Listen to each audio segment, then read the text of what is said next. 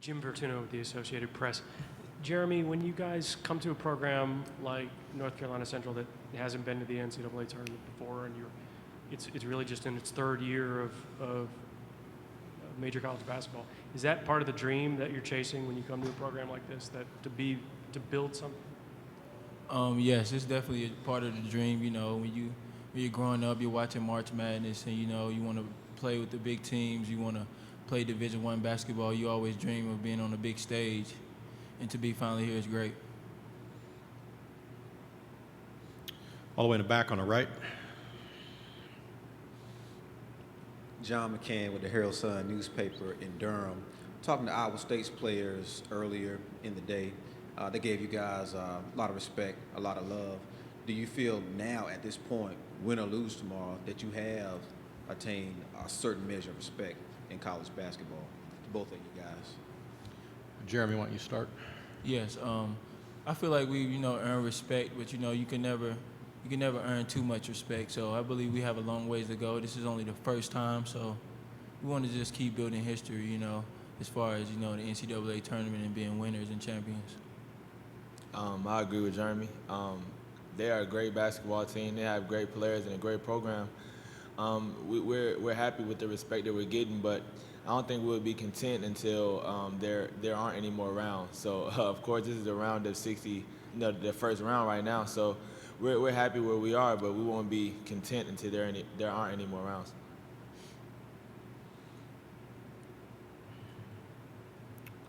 Next question on the left. Jim Vertuno with the Associated Press. Jeremy, Iowa State gets a lot of points from a lot of different places. They got three guys averaging over 16 points, I think. How do you counter that? I mean, is there somewhere that you've identified that you guys have to shut down, either a player or place on the court? I wouldn't say we had to shut down a certain player. We just had to keep doing what we've been doing all year. That's playing good team defense. Like they had to play 1 against 5 against us, and that's what we like to do. Make it a tough shot, contest, and rebound, and do what we do. It's our first time here, so we ecstatic about that. However, we do understand that, this is big boy basketball. This is pretty much the major leagues, and we definitely have our hands full with what I believe is the best offensive team in the country, and Iowa State. And they got an incredible coach in Fred Hoiberg, who's doing an outstanding job with that team, year in and year out. However, our guys understand why we're here. We accept that. We embrace the underdog role. We've all been underdogs our entire lives anyway, so we're just trying to find comfort in discomfort, and we're just going to come out and compete as hard as we possibly can and see what happens. Questions? Second row on the left. Hey, Lavelle. Luke Teacock from the News and Observer. How you doing? Good. How are you? For your guys, Jay was talking about how he saw the police motorcycles come out by the bus and thought there was an accident or something, and then he realizes they're stopping traffic for you guys. Obviously, this is an experience, things like that you want them to enjoy and savor. Is there a balance that you have to strike between kind of having your eyes open and then getting back to business? We just had that conversation 20 minutes ago before we left the hotel. And that's one of the biggest challenges for me as a coach, because I want them to enjoy every moment. This is not your birthright to be at the Final Four every single year, especially coming from where we come from. So I want them to endure that and embrace that. But on the flip side, I told them tomorrow all of that has to be out of your system. Go ahead and meet Craig Sager. Go ahead and meet Marv Albert. Take your pictures, put your cowboy hats on, to do. But tomorrow is back to business because DeAndre Kane and the first round, their goal is to get to the Final Four. They're playing for their draft status. They plan to take care of their families for forever. So you have to find a chip on your shoulder. You have to find a why. And it's tough because we've worked so hard to get to this point, and a lot of people are patting them on their back. On campus for the last 3 or 4 days, they've been rock stars. They have been rock stars, and deservedly so, but they got to turn off that switch real soon. Next question. On the left, third row. Jim Vertuno with the Associated Press. Third year at the top level of basketball. Did this happen even maybe faster than you expected it would to get here, or is this the timeline you always envisioned? This was pretty much the timeline. When I was hired, I just remember sitting in front of our committee, and I gave them a 67-page closing statement was, if you hire me, we will win a championship in my 5th year here. And I believe that. I just think anytime you're in a leadership position, you know, you have to have a conviction of your beliefs. If not, no one else is going to follow you. You know, and I pretty much laid out that blueprint. It wasn't that I was a prophet or anything. It was just I had an advantage because I attended the university, and I knew what it took to get through the transition. I had my eyes on some high school juniors and a couple of transfers. And I said by the time I develop them and they understand our vernacular and our fabric of who we are, you know, it'll be the 5th year and we'll win a championship. Okay, next question. Second row on the left. Adam Smith from the Times News in Burlington. How you doing? Doing good. Were there any specific moments as you guys are going through this season where you caught yourself saying, man, we really might be an NCAA tournament team? Is there anything specific you could point to? I would say the NC State win. And I won't say that because we defeated NC State. I will say that because of our attitude prior to going into that game. I mean, I let the cat out the bag. Now, I don't know if Poobie have told you, but when we scheduled that game, he came into my office, and this was the latter part of the summer, and he said, I can't wait for this game. I want you to highlight that game. And I said, for what? You know, like, come on, man, don't, you know, we worried about the MEAC. He's like, no, we're going to definitely win this basketball game right here because I got a point to prove to them. He was a Raleigh kid and felt like he's been passed over. And his attitude was infectious amongst our team. So when they went in there, the way they played, they were never tight. They never doubted themselves at any minute of the game. And, you know, if we were in there playing shirt and skins, you would be hard-pressed to tell who was NC State and who was North Carolina Central. So after that game, I realized if we approach every game with that mindset, you know, the sky's the limit for us. Over here on the right in the back. John McCann from the Herald Sun in Durham. John. Not much, Coach. You had to beat bigger teams to win the MEAC tournament, Norfolk State and Morgan State. Is there a difference in approach to beat a big Big 12 conference team? You know, I've always said this about the Big 12. In any conference that's pretty much superior, in order to win in those elite conferences such as that, those power conferences, you got to have 3 pros.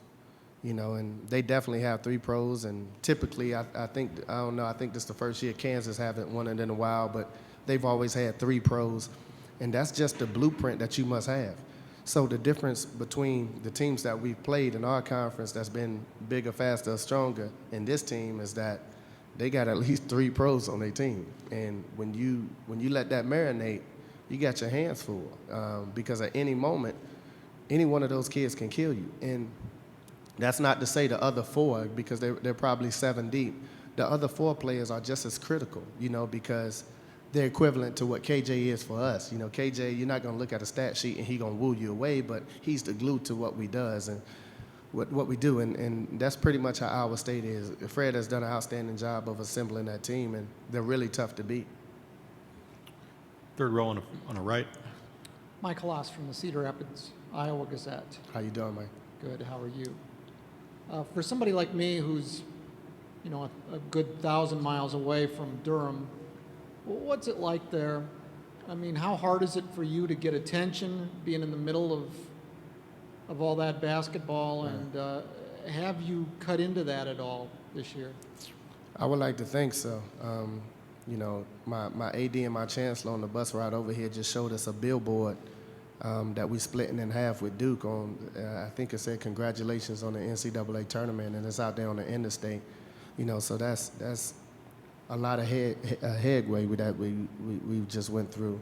You know, I always use the analogy, if I'm a new startup businessman coming into Tobacco Road, and I have Warren Buffett and Bill Gates 5 and 10 miles away from me, then I need to go rub shoulders with them and see what's the blueprint for success, at least in their eyes. And, I thank Coach K and I thank Roy Williams because they received me open arms from day one. And I'm fortunate that my job don't depend on if I got to beat Duke or Carolina every day, twice a year. But they've been tremendous from day one. I go to practices anytime I get ready. They call me, they text me just to check up on me. And those guys have been tremendous because they've given us a paradigm on how a successful program should be ran. And, when it's all said and done, they're arguably going to be on the Mount Rushmore of coaches. Now, the flip side of that is you can get swallowed up in that, as you guys know. But we got to go out there and fight for our respect. And I think we've done that up to this point. And right now we're receiving our fair share of notoriety and publicity to a tremendous school who's been pretty much the foundation of basketball as we know it. Like, it's funny how it's coming back full circle because John McClendon, who served as North Carolina Central's head coach in the 40s and the 50s, invented the fast break, invented the four corners, and that's something that Dean Smith even said, look, I got this from this guy, so it all comes back full circle in time. Second row, down front here. Stephen Schramm, Fayetteville Observer. Coach, you mentioned your players kind of having to, or wanting them to be able to adjust well to the big stage. Has it impacted you at all? Is there anything you've tried to do to kind of make sure you keep your head where it needs to be? Yeah, it's been, this week has been a roller coaster for me, both emotionally and personally. Obviously winning the championship was huge, but, it's been tough because, some of you guys have probably heard my son, he's one. Tuesday night we had to rush him to the hospital. He had an accident and he knocked over some coffee and it spilled on his face. And, right now he's in the hospital and I stayed there with him on Tuesday night. And, I've been calling, checking up on him and he's still there. And, it makes it hard to, enjoy. You work your entire life to get to this moment. And one thing I learned is that success is nothing without someone that you love to share it with. And I walk into an incredible hotel that looks like an apartment, and I'm in there by myself, and it just doesn't feel the same as my son and my daughter and my wife, who sacrificed so much to allow me to become a better person and a better basketball coach in this unfortunate situation, unfortunate accident that they're not here. And, that's my ritual before the game, so that's humbled me. That's put the pin in my balloon right there, so I just got to get myself together, which I will, to go coach these 12, 13 young men that we have.